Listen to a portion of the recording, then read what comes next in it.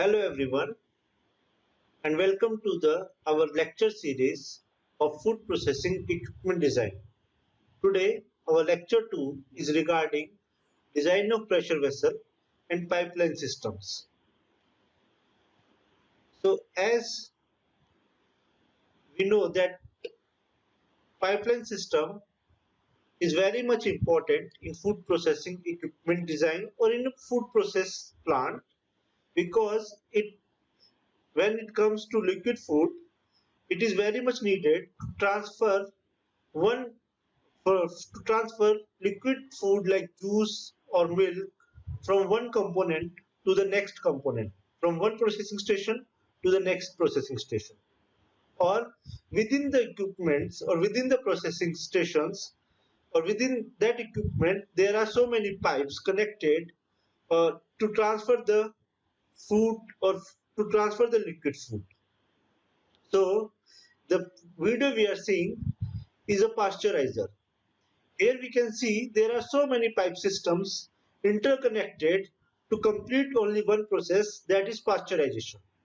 Hence, the pipeline system is very much important in food processing equipment design. So in this lecture we will see pipeline system, and the other thing is designing of pressure vessel. Almost everywhere we are using pressure vessel, which is in all the food processing industries. If we go as an example of pasteurizer, the video we are seeing, we can see there is a container or a round cylinder which we can consider as a pasteurizer or as a storage tank. So which is used to store the milk. Here we can see there are 4 different tanks in this video, which is a nothing but a pressure vessel. A pressure vessel is one which will store some substance, some liquid product, plus which will contain some pressure into it. And in food industry, we just not only give pressure to it, but we also give temperature or some other conditions along with pressure. So even the pressure vessel is also very important component in food industry. I take the example of day-to-day life, our pressure cooker is also example of pressure vessel. In labs, we use sterilizers that are a pressure vessel. So today's lecture will be very much important for any food industries. So it is a very basic lecture also in designing of food processing equipment. So let's start the lecture. In this lecture, we will see design consideration of pressure vessel and pipeline system. More or less, the pressure vessel and pipeline system are designed same. So, like the same type of forces acting on that, the same type of stress we will consider. There are same type of mode of failures. All those things we will see in this lecture. So, first we will see the design consideration for designing pipeline system and pressure vessel. Then we will see the mode of failures in both the systems. Then we will see the basic stresses acting on them. After that, there are various type of pressure vessel depending upon their geometry, depending upon their uses, or depending upon their dimensions. There are various type of pressure vessel that we will see types of pressure vessel and what are the components in pressure vessels. Then we will see some design consideration and design equation which are very much needed in designing of thin pressure cylinder, pressure vessel, thin cylinders and thick cylinders. And then we will see designing of pipeline system, how we design the pipeline systems. And lastly, we will see material of selection for both the components.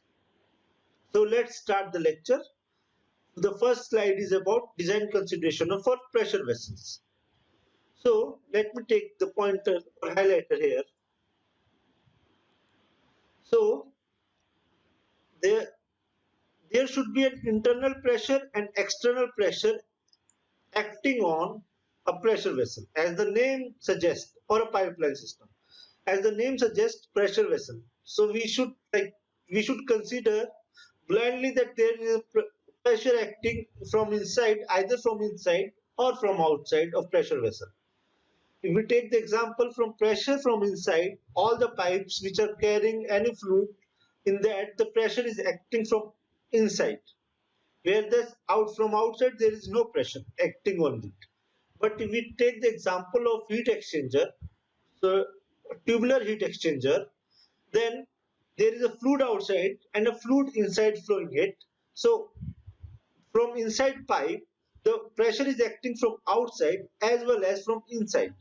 So that is a typical example for both internal and external pressure acting on a component. Then comes the weight of the vessel or pipe. So next thing we will see how much weight it is having. What is the component weight it is acting on that component. So next one is reaction from the weight of attached equipments. So always these pipeline systems are attached with another equipments, or these pressure vessels are or thin cylinders or thick cylinders like silos are having other components attached to it, or any other pipe coming into it, or any other pipe going through it. So there are reactions from those weights. So that also we should consider when we are designing a pressure vessel or a pipeline system. The next comes the reaction from supports. So in this figure, we can see there are 1, 2, 3 and 4 supports for this pressure vessel. So there are always supports in a pipeline system and a pressure vessel system.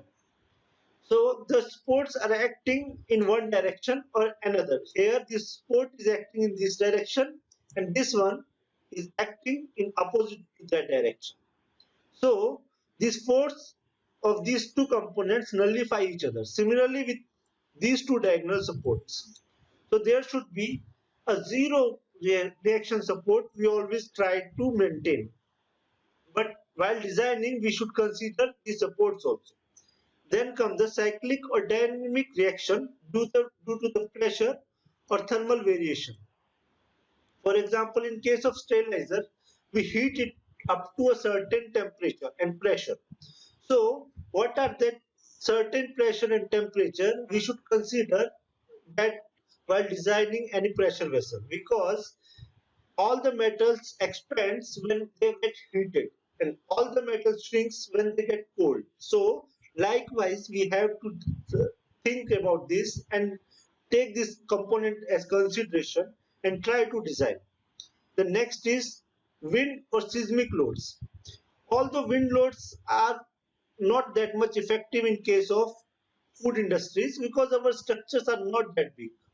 But when we consider about big silos or silos in very windy areas, we should consider about wind loads, whereas seismic loads are about vibrations. In all the food industry, you will feel the vibration because of the running equipments. So we should consider these seismic loads. So seismic loads are acting more effectively in case of when compared to wind loads in case of food industries. So we should consider the seismic loading if acting on any equipments. Sorry. Next come the impact reactions. So there are some sudden loads which will act or some impact. Which, there are always chances of these impacts to happen.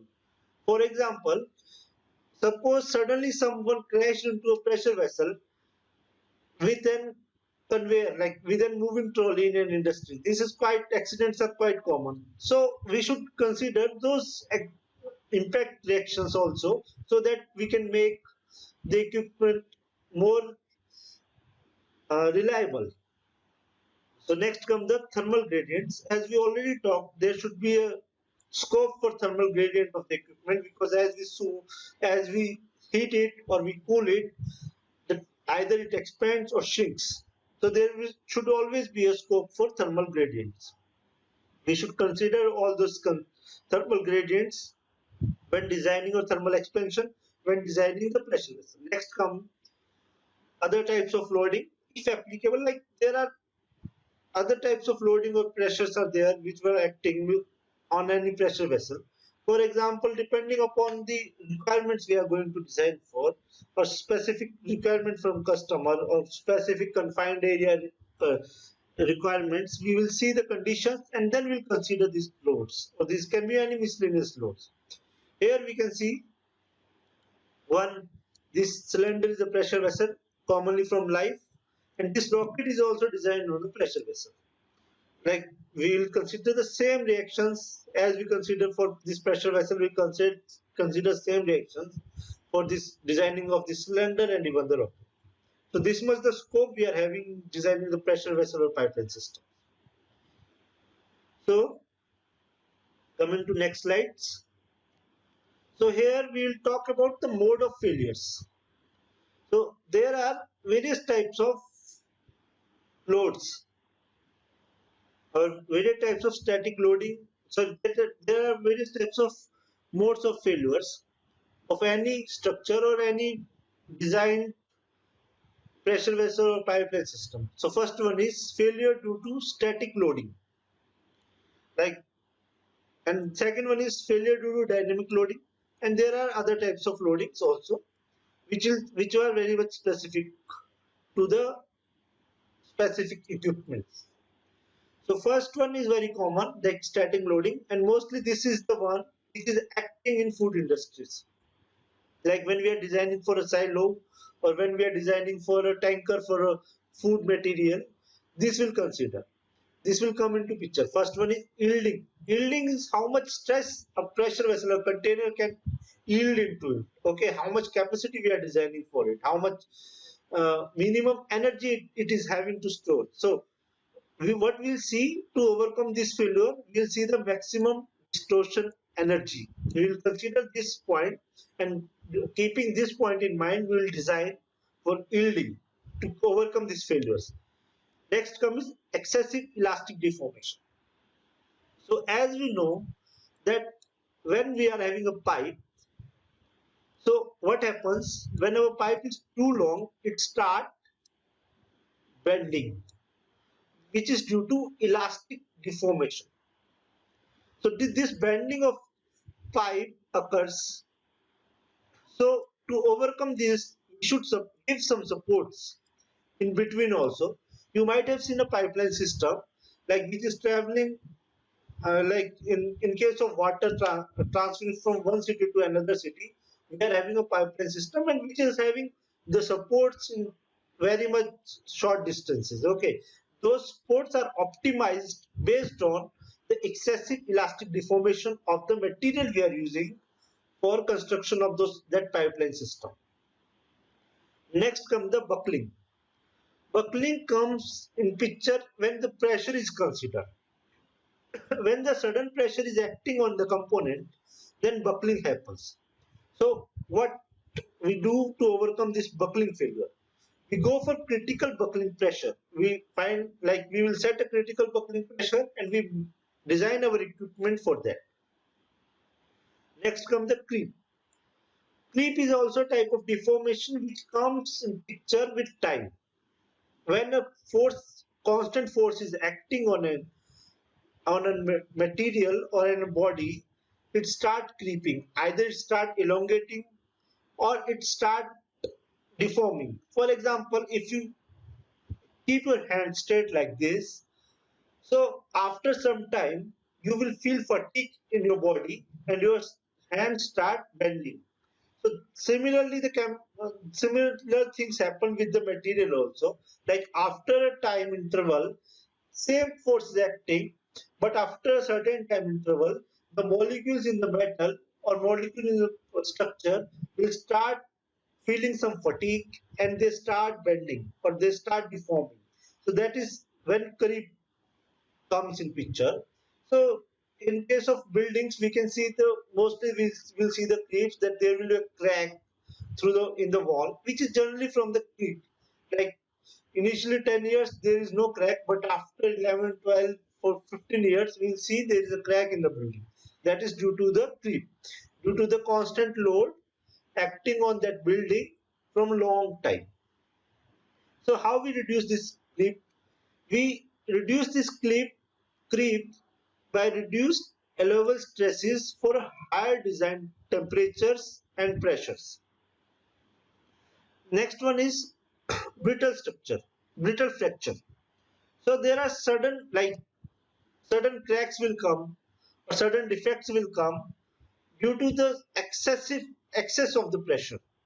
So this type of uh, fracture generally we will see in case of brittle metals.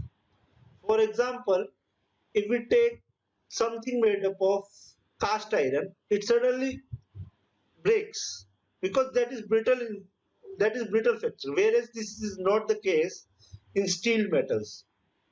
That's why we describe the procedure or to accommodate the cracks and other structure. In case of cast iron, we will weld those cracks. Next comes the dynamic loading. So dynamic loading, like this is a static loading is about static fractures or static which comes in picture when static constant load is acting. Dynamic loading comes in picture when oftenly load is acting and moving. So this is also considered in case of food industry. So first is high cycle fatigue and another one is low cycle fatigue. We will talk about them in later classes. So next one, other types of load which are specific, as I have discussed earlier, which are very much specific to the other like to the specific situations. So next come the types of stresses or types of stress analysis we will do in food industry or in any industries. This topic is quite common for any engineering field. So first one comes the stresses we can classify based on the direction. So let us suppose this is our pipe and let me take this small component from this pipe. Okay, then I will talk about this small component. Let me draw it here. So this small component will look something like this. Okay, so let me change the color. Not the laser, sorry for that. So circumferential stress or hoof stress is acting along the circumference. This is the circumference of the pipe, so it will act in this direction or in this direction in this small component. If we talk about the small component, so this is circumferential stress. We denote it as μc. So next we will talk about longitudinal stress. So longitudinal stress acting along the length of the component. So this is longitudinal stress component. In this direction it will act.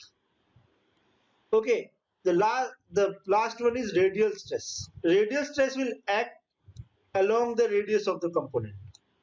So this will act in this direction or either in this direction. So we will denote it as rho mu r. Okay, so these are three components. Similarly, in this direction it will be negative, in this direction it will be positive. Sorry, mu l. Similarly goes with this. In this direction mu c will be negative, and in this direction mu r will be negative. Only for these components. Okay, so there will be series of this component in all the pipe, and we'll join them and we'll find out the cumulative circumferential stress, hoof stress, or longitudinal stress, or radial stress.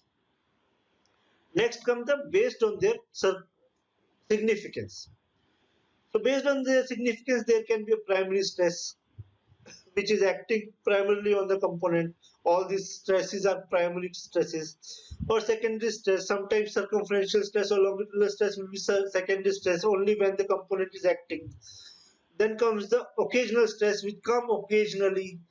Suppose we are heating it we pass a heated fluid inside the pipe, or the peak stress. They are like when the machines are acting for on their peak performance, those comes at a peak stress. Those are the based upon the significance. Next classification is based upon their locations. So stress can be a general stresses or local stresses. These are the general stresses. There can be a local stresses also based upon their location. For example, components which is designed and kept on a vibrating vibrating platform. So we have to take a local stress, which will be a vibrate, like we have talked about seismic loading. Na? So for that we have to take seismic stress into picture. So those are the stresses which is depending upon the location of the component. So coming to next slide. So type of pressure vessel we will see here. So mainly there are few types of pressure vessel, like based upon, and generally we classify the type pressure vessel like based upon their orientation or shape. For example, this is a horizontal pressure vessel because this is horizontal, kept horizontally. Next one is a vertical pressure vessel because it is kept vertically. Next one is spherical pressure vessel, which is round in shape, spherical in shape, like a ball. Even ball is, you can consider a pressure vessel. The thickness of ball is designed with the formula which we are going to see in next slides. So these are the types of pressure vessels. Generally we classify it. Moreover, there are other types of pressure vessels also, like there are regenerating tower, there are reactors, but depending upon the use where we are using them. For example, we are making a pasteurizer, or that pipeline system we will call as a pasteurizer. We will not call it as a pressure vessel. Okay, so if we make a shell and tube heat exchanger, that is also pressure vessel. But we call it a shell and tube heat exchanger, not a pressure. We are based upon the use. Sterilizer, we will be called as a sterilizer, not as a pressure vessel. But generally, design is similar to pressure vessel. So coming to next slide. So we will see the components of pressure vessel. Either it is vertical, horizontal, round. These components are quite common. So these components, first component is shell. Shell is primarily made up of a sheet of metal which is bended, okay, and it turns to a round shape, okay.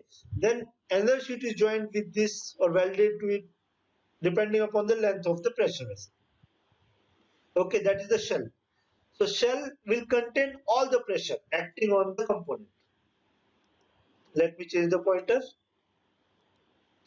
So it will contain the pressure which is acting on the vessel, and it will also contain the, like since it is welded, it will also contain the material inside it. Okay, that is the basic function of the shell. So rotational the structure that has common rotational axis, all this shell is having a common rotational axis. Like if you are rotating the shell, everything will rotate in a common axis. Like for example, this will be the common axis for this diagram. So depending upon, the next is head. So one end will be head, another end will be tail. Okay, sometimes we both the ends we call it as a head. So heads are typically curved, and it is used to close the shell so that our material will not pass. So the pressure is a longitudinal which is acting on the heads or tails of the component. Okay, always longitudinal will act.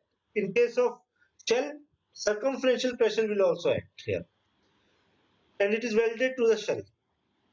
Next comes the nozzle. Nozzle is typically used to conveying or emptying a fluid into the conveying a fluid into the pressure vessel or emptying the pressure vessel. So that is known as nozzles. Component that penetrates into the shell or a head pressure vessel. So it is also like make hole or penetrates, it is attached, welded to the shell or the head end. Anywhere we can add it. Supports, we know supports are very much important in case of any pressure vessel or pipeline system, because if we are not giving supports, what will happen? Deformation due to elastic limit will happen. Okay, so supports are very much important depending upon the shape of the support. So for example, this here we see the saddle support or sliding support. So supports can be fixed or sliding also. For example, this is sliding support, this is fixed support. So saddle support is of this type shape. When we talk about leg support will be like this. When we talk about skirt supports will be like this. So depending upon the type of supports, okay, depending upon the shape, we will decide the supports. So next slide is about thin pressure vessel. So before discussing about designing a thin pressure vessel, we should know what is the thin pressure vessel, how we classify a pressure vessel into a thin pressure vessel. So as we know, pressure, what is a pressure vessel? So this is a pressure vessel. So typically it looks like this. Sorry, pardon for my bad drawing. Okay, so typically this is a pressure vessel. So it is closed from both the ends. So this will be the diameter of the pressure vessel, and this thing will be the thickness known as T of the pressure vessel. Now we will see D by T ratio. We will divide diameter and thickness, and then we will see how much it is coming. So if it is more than 10, some books you will find 20, in some books you will find 16 also. So depending upon book to book you will get, okay. From safer side, let us consider 10, okay, or 16 also is a standard in case of India, but for safer side let us consider 10. If D by T ratio is more than 10, then this is a thin pressure vessel. So how we design it? So basically only two types of stresses acting on the thin pressure vessel. In a pressure vessel, what we are going to design, we are going to design just the thickness. This T we will design. What will be the thickness of that our sheet? How much sheet thickness we should consider? Because there are no other components which are we have to design for a specific pressure vessel. Just we have to consider the stresses, different types of stresses acting onto it, and different types of different types of load acting it. After considering all those things, we should see that we should design for the thickness of the pressure vessel. Okay, so here we will design the thickness of pressure vessel. How much thickness, how much thick material we should choose, how much thick plate we should take to design the pressure vessel. So how we'll find out the thickness? We will go for the circumference. We will find out circumferential stress or hoop stress, or other we call it a longitudinal stress or axial stress of the component, or axial stress of the pressure vessel. How we find out? This is the formula for. Let me change the pointer, please. This is the formula for circumferential stress. Okay, and this is the formula for longitudinal stress, where P is the pressure, D is the diameter of the component or diameter of the pressure vessel, and T is the thickness of the pressure vessel. P in terms of Pascal, D in terms of meter, thickness in terms of meter. Similarly, so this for in case of circumferential stress or hoop stress, this is PD by 2T. 2T. In case of longitudinal stress, this is PD by 4T. PD by 4T. So where P is again the pressure acting from inside of the component, and D is the diameter of the component, and T is the thickness of the component. So suppose if once we find out the circumferential stress acting on it, okay, then we can design the thickness of the component. Okay. So or likewise, if the thickness is already given, how much circumferential or longitudinal stress it can contain, also we can go for trial and error methods like that. So I have already discussed, the circumferential stress act in a circumferential, whereas longitudinal stress act along to the length of the component. So circumferential failure or circumferential stress failed the component into two halves. If you see this picture, if our component cracked like this, that is because of, like, this is our component and it cracked like this is because of circumferential stress. And if it is cracked like this, like our component is like that and it breaks like this, okay, this is our pipe, you can see through pipe, okay, and if it breaks like this is due to longitudinal stress. Whereas our component is like this is our pipe, okay, and it breaks like this, okay, then this is due to circumferential stress. So circumferential stress act on the circumference. The pressure is acting from inside like this in case of circumferential stress, okay, and so dy, here dy is the length of the component, and in case of longitudinal stress, the pressure is acting like this, opposite, in opposite directions, okay, you can see in this picture. Clear? Hopefully this will be clear.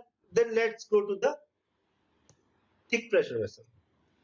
So in thick pressure vessel, what will happen? As the name indicates, first mistake is this one. I would like to rectify this. This is design of thick pressure vessels. So as the name indicates, thick pressure vessel. Thick pressure vessel means it is very much thick. So the thickness will be high. So this will be the thickness of the component. Okay, it will take time for shading. So this will be the thickness of the component. Okay, this will be the front view of the pipe. And if we go with the side view, it will look like something like this. Okay, only the small opening will be there. Okay, so this will be the thickness for the pipe. Okay, so we have seen D by T ratio in last slide. So this is T and this is D, outside diameter, total outside diameter. So D by T ratio should be more than,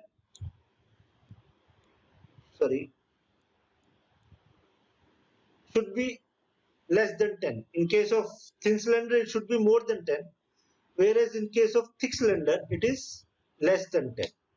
Means the wall should be thickness. By visualizing also, we'll find out this is a thick cylinder, this is a thin cylinder.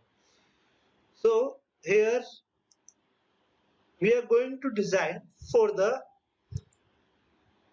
radius. So here we can see there are two radius. Suppose this is the center.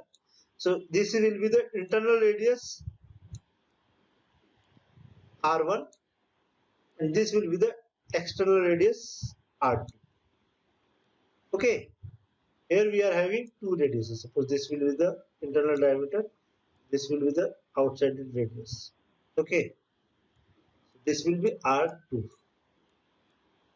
Okay, so here again, this pressure vessel, when we design thick cylinder, when there is a pressure from outside plus inside also. Okay, in case of thick cylinder, we generally go for thick cylinder when there is external pressure as well as internal pressure. So if we see the axial stresses are same in both the cases. If we see the axial stress is equals to Pi, which is internal pressure, Ri square minus P naught, which is external stress, R naught, which is external radius, R naught square upon में R naught square minus Ri square. So where Ri and R naught are the internal and outside radius, Pi and P naught are the inside and outside pressure acting on the components in their primary units. In megapascal, pressure will be in megapascal and dimensions will be in Nm. So in case of circumferential direction, if we go for circumferential direction or hoop stress, we find out this will be the formula for thick cylinders. Like so here we see R. What is this R? R is radius to the point in a tube to the cylinder of wall. Generally, where we find out this circumferential hoof stress at certain radius. Okay, suppose in numericals they will give us find out circumferential stress or radial stress at distance r. Okay, so that r indicates that it should be somewhere in between r naught and ri. Okay, somewhere anywhere from in the circumference. Okay, in the circumference of the pipe. That is the r. So let's go for design of pipeline system. So stresses are same in pipeline systems. So by using first one is designing of for pressure. So here we will see internal pressure. Depending upon the internal pressure, we will find out thickness. Depending upon which type of pipe we are using, either that is a thick pipe or a thin pipe, we will apply the formulas. How much pressure acting from inside, how much pressure acting for outside, how much internal radius, how much outside radius if it is a thick pipe. If it is a thin pipe, then we will use formula PD by 2T in case of circumferential stress. In case of hoop stress, we will use the formula PD by 4T. Okay, so this will be common. Next, we will consider the design for elbows and bends when we are designing for the thickness. We generally will feel there are in bends, there are more pressure acting. Okay, or in elbows, there are more pressure acting. So we generally give the thickness larger than 1.2 to 1.5 times. Okay, to in case of elbows and bends, or sometimes we'll increase the thickness by 50%. Okay, depending upon the standard we are choosing for designing the component. So similarly with wall pipe, for the pipe bends we have discussed, or any other millet bends, any type of bends we will design like this. We will increase the thickness by 20% to 50%. Then comes the pipeline span calculation or piping layout. How much pipe we needed. Suppose our structure is like that, we will find out the length of the pipe we needed. Okay, total length, total number of bands we needed. Okay, these are general geometrical, like this is length. So 1, 2, 3, 4, 5 components. This is 5L. This is the total length. So I'll write LT. Okay, depending upon geometry, we will just, this is just simple thing. So design of pipeline supports.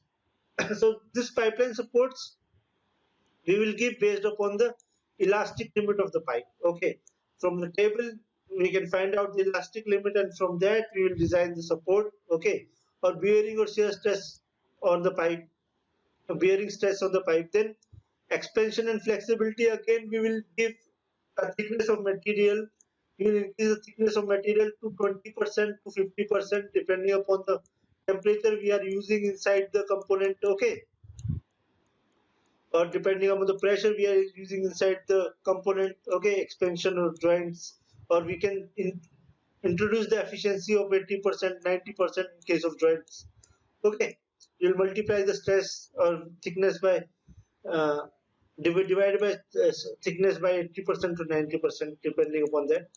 So next comes the stress analysis that we have already seen. Due to pressure, due to sustained load, due to occasional load, thermal expansion. This all we will consider in case of pipeline system design. So next one is level stress. I was talking about a multiple factor or the efficiency. Okay, whenever we are here, if I see Here, like I have multiplied it by 50 times, 50%, I'll multiply it by 20%. This is same case with uh, thin cylinder or thick cylinder also. Okay, so how we decide that? So there are allowable stress. There are some ASME standards. Okay, this is AMSE pressure codes are there. Okay, based upon that we will decide. Okay, how much we should multiply. For example, the minimum tensile stress specified at room temperature. Okay, the factor of safety should be 2.5 to 3.5 times. See here, if the temperature we are using, then we should multiply the factor of safety, the thickness with factor of safety of 2.5 to 3.5 times based upon the codes we are using. Okay, and based on the yield stress. Okay, this is about, and the temperature, the factor of safety is 1.5 times. Okay, if I take you to this slide, here I was talking about the thickness bands, like, so this will come picture in terms of yield stress. So you will multiply it 1.5 times. Based on the creep stress, so factor of safety should be 1.6. We should multiply our thickness with 1.6. Okay, so these are the, based upon whatever codes we are using, we should multiply our final amount we are getting. So next is, this is the last slide for today's lecture. So this is about the material selection based upon the several criteria. So selection of material is very much important when we are designing any component like pressure vessel or pipeline system. First comes, let me change the pointer. So first come interaction between fluids or vessel or pipes. So here we will see which type of material we are flowing through the pressure vessel, or which type of material we are flowing through the pipe. So either material is cohesive, or either material sticks to the wall. Okay, in case of milk, it sticks to the wall, fat will stick to the wall. Okay, and it will increase the thickness, it will decrease the efficiency of the equipment. All these things we will choose. Then based upon those properties of material, we are flowing through the pipe or a container or a pressure vessel, we will choose the material which we are going to use. The typical example, if we see, you might have seen the alcohol barrels are made up of wood. Okay, because that wood is suitable for those alcohol barrels. Okay, for fermenting the alcohols. And if you typically see the mud pots are used to make the curd. Okay, because the porosity of mud is better suited, mud pot, the porosity they are having, the like, if we for example, if we do fermentation of our curd inside a metal jar, or a mud jar, okay, we'll find out the properties of this jar, this mud jar curd are better than this steel or metal jar curd, okay, or glass jar curd, because the porosity it is having, the properties this mud jar is having are better, are more suitable in case of curd. Okay, so depending upon the interaction between the fluid and the pressure of pipe or vessel, we will decide the material we are going to choose for construction. And next is the working conditions. So on temperature environment. So again, like, only the interaction is not sufficient. We should also see, in case of heat transfer, we should use the, suppose we have stainless steel is okay to use like for interaction, but there are specific CP value, okay, which will be lesser in case of stainless steel and higher for copper. Okay, so copper will transfer more heat when compared to stainless steel. So when in choosing the components for heat exchangers, of the designing a pipeline system for heat exchanger, we should consider the temperature and pressure or environment condition to increase the efficiency of the equipment. Okay, this was a typical example. We will select material depending upon our working condition, like how much pressure it is attaining, how much temperature it is attaining, how which environment condition this is working. And next comes the availability.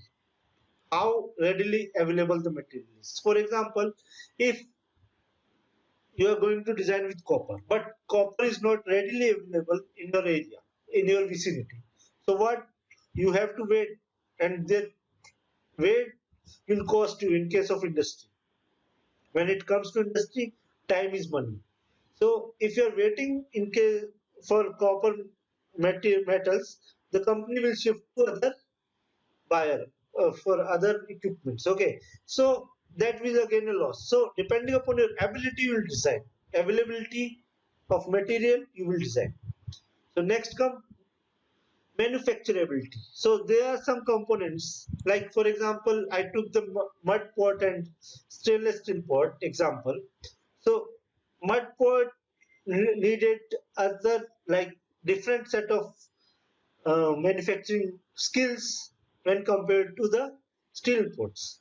Okay, so due to manufacturability of the mud pot or structure constraints, we will generally not use mud vessels. Okay, that's why those are not popular, and we use steel pots. Okay, because of manufacturability. Lastly, the economics. So if a buyer is going to select between the equipments. Okay, for example, if you're going to a market to buy a fridge or a cylinder, okay, your priority will be based upon the economics. Okay, you will like if two components are working similarly but one cost higher, you will not buy that. So you should also see the economics of the material. Okay, economics of the construction and all those things, and you will consider those things, and then you will, based on that, you will select the material you are going to use. Okay, so with this I'll rest my lecture.